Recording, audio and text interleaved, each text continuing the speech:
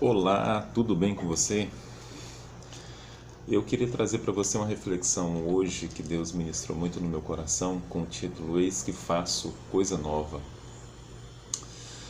Diz no capítulo 43 de Isaías, versos 18 e 19 o seguinte: Não vos lembreis das coisas passadas, nem considereis as antigas. Eis que faço coisa nova que está saindo à luz. Porventura não percebeis? Eis que porei um caminho no deserto e rios no ermo. O capítulo 43 de Isaías ele é muito forte na vida do povo de Deus, na vida de hoje de nós cristãos, porque alguns versículos eles são marcantes para nós, como o verso 2, que Deus diz assim através do profeta: Quando passares pelas águas eu serei contigo, quando pelos rios eles não te submergirão, quando passares pelo fogo não queimará, nem a chama arderá em ti, que são versos que eles fortalecem a gente, mostra a presença de Deus conosco. E é nessa perspectiva da presença de Deus em momentos difíceis que Isaías traz essa palavra do verso 18 e verso 19. Quando ele fala assim: Não vos lembreis das coisas passadas, nem considereis as antigas. Deus está declarando para não trazer à tona aquilo que marcou de forma especial como um memorial somente. Por exemplo, quando fala de passar pelas águas, a primeira coisa que nos faz lembrar é o milagre de Deus quando o povo está fugindo de Faraó no deserto e Deus diz para Moisés, quando tem um mar na frente dele, diz assim: diga ao povo de Israel que marche. E aí Moisés levanta o cajado e ordena, e o mar se abre e o povo atravessa. Então são esses feitos que se tornam como um memorial para nós, também para o povo de Deus naquela época. Mas o que Deus está falando não é para você, para que eles abandonassem isso. Não.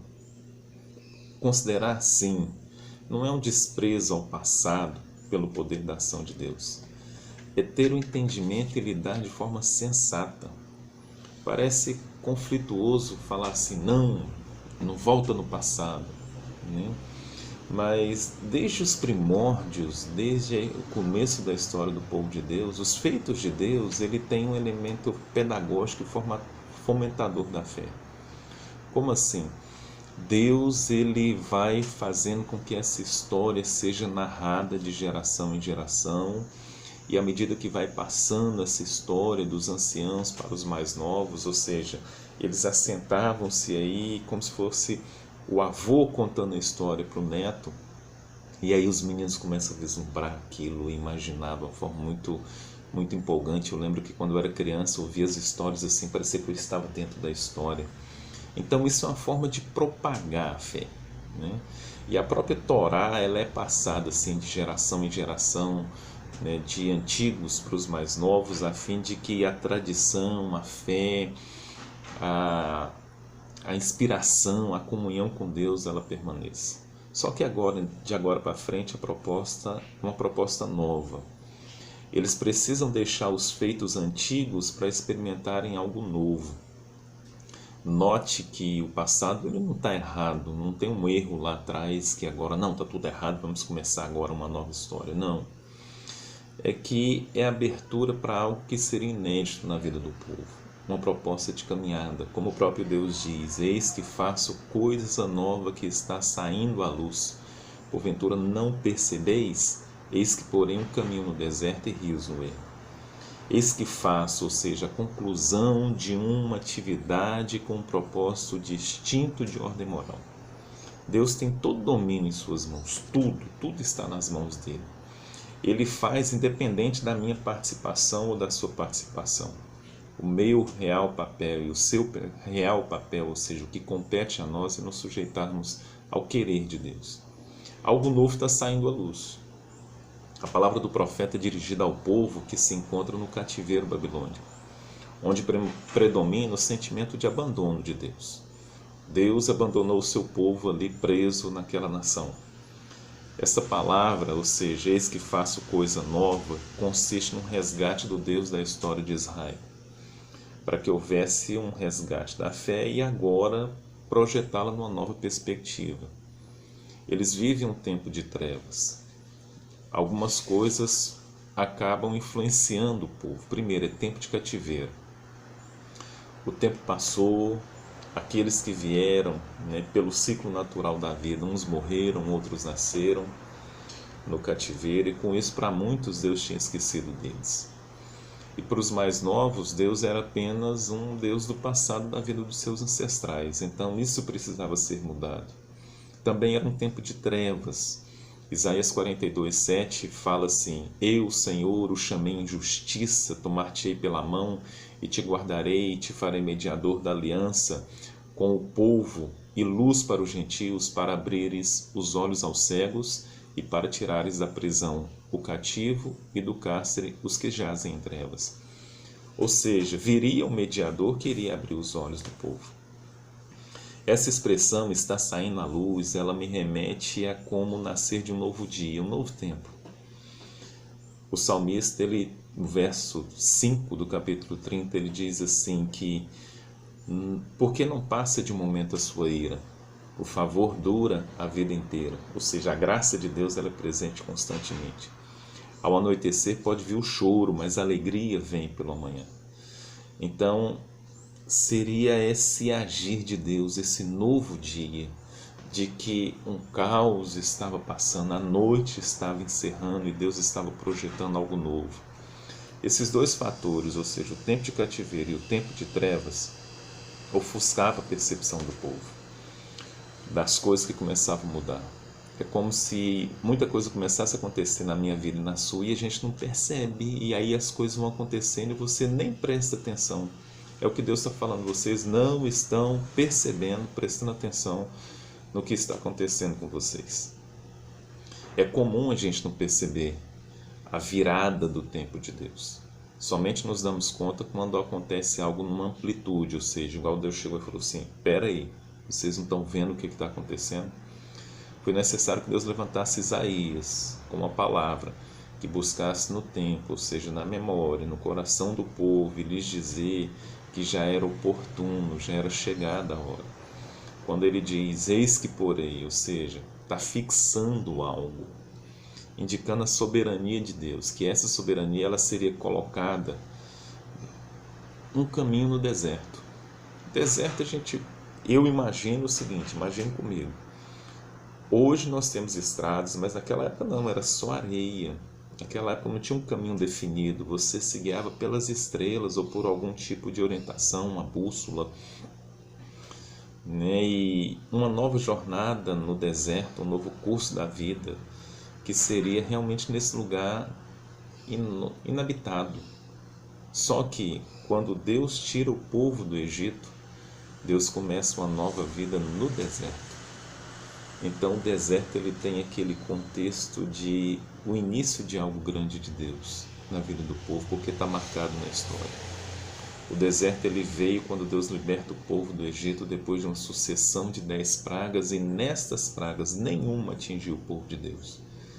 E o deserto foi o lugar da provisão de Deus, foi o lugar da libertação de Deus, foi o lugar das vitórias de Deus, onde Deus trouxe vitórias contra povos já estabelecidos, onde Deus mandava o maná, onde Deus mandava as cordonizes, onde Deus se manifestava como uma coluna de fogo durante a noite, uma coluna de nuvem durante o dia.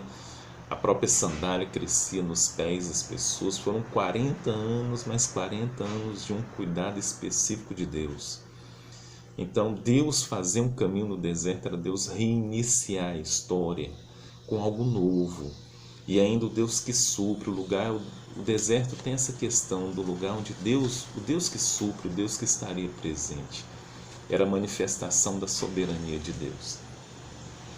Todo lugar necessita da ação soberana do Senhor. Todo. Não adianta eu ter todo know-how, não adianta eu ter todo o preparo, se Deus não estiver à frente, se Ele não começar o projeto, não vai dar certo. O salmista no Salmo 127:1, ele diz assim: se o Senhor não edificar a casa, em vão trabalham os que a edificam. Se o Senhor não guardar a cidade, em vão vigia o sentinela.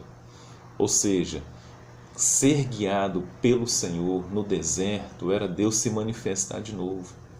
Era Deus mostrar para eles que o projeto nascia no coração de Deus. Deus estava edificando. O deserto ele não é fértil. Pelo contrário, é um lugar inóspito, inabitado, um lugar isolado, um lugar praticamente sem vida. Mas diante de Deus, o deserto é fértil. Diante de Deus, o deserto é provisão. Diante de Deus, o deserto é o cuidado do Senhor. Rios no ermo é um lugar também afastado da civilização. O ermo é um lugar afastado da civilização. É um lugar sem ninguém. Estabelecer rios num lugar assim é trazer de volta a vida. Uma vida que gere outras vidas. Israel praticamente desabitada. A cidade foi destruída, muitos fugiram, ficou desabitada em comparação ao período antes do cativeiro. Na época do rei Salomão, a gente vê a rainha de Sabá, ela indo de encontro ao rei, perguntando, se admirando de tamanha sabedoria e grandeza daquele reino. Mas com o tempo, o pecado, o povo se afastando da presença de Deus, Israel vem ao caos. No século VIII teve a primeira grande derrota, ou seja, a primeira grande dispersão, quando a Assíria destrói as 10 tribos de Israel, no ano 722.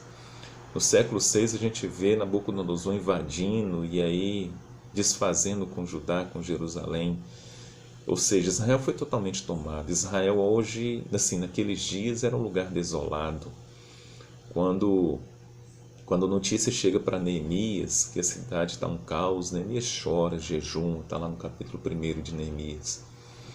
Então, um lugar ermo era o próprio Israel, mas Deus diz, eu vou colocar rios no ermo, ou seja, Deus vai tornar um lugar inóspito, sem ninguém, num lugar vivo. A palavra de Deus, através do profeta, que ele colocaria um rio nesse lugar, levaria vida aonde não havia mais vida. Então, quero dizer para você o seguinte, preste bastante atenção nisso. Deus, ele tem para mim e para você um propósito novo. Ele quer para nós, na verdade, trazer algo novo, nos tirando daquela prisão do passado. Tempos antigos era assim, antes que era bom, antes que era assim. Não.